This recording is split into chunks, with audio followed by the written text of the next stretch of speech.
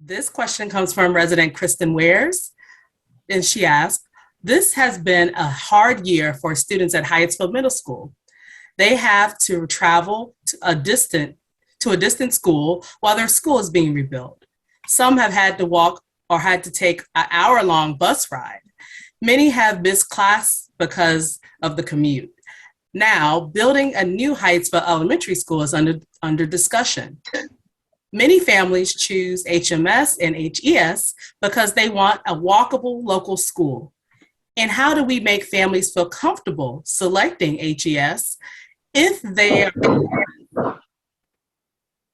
too may have to deal with similar situation in the future? Actually, Mr. Bott, you're up first to respond. 2 minutes each, please. Could you summarize the question for me, please? I'm sorry, that was a little bit of a long question. It was.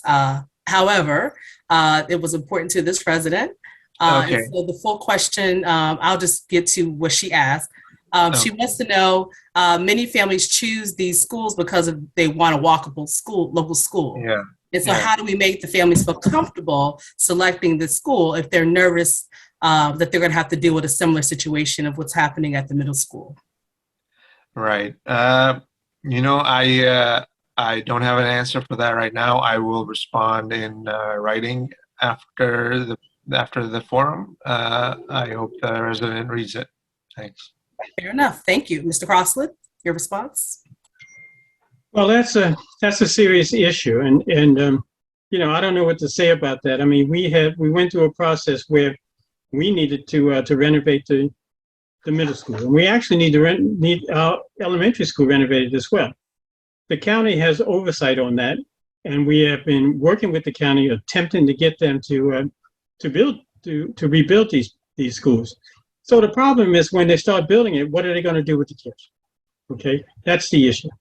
And I don't know about the walkability, the piece. Are we talking about the safety of them walking to school, or the fact that we just need schools close enough for them to walk to?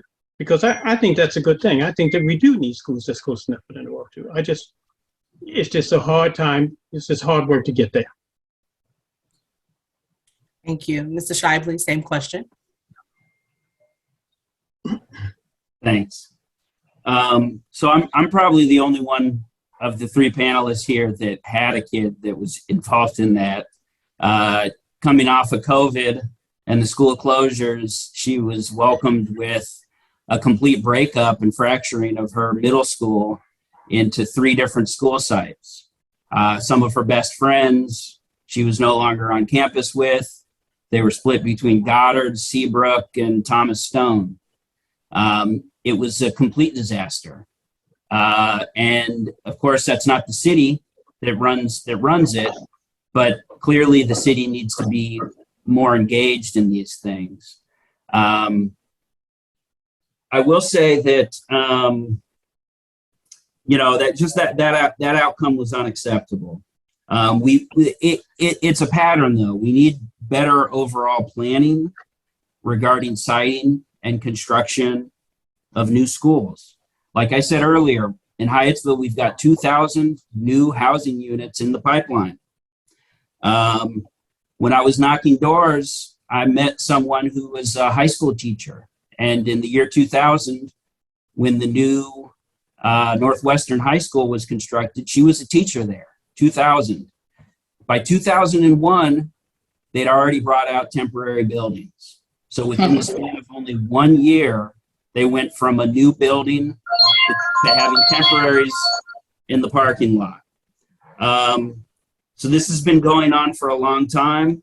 We need to do a lot better. And the really prudent thing to do is to consider now where future schools will be located and make investments accordingly.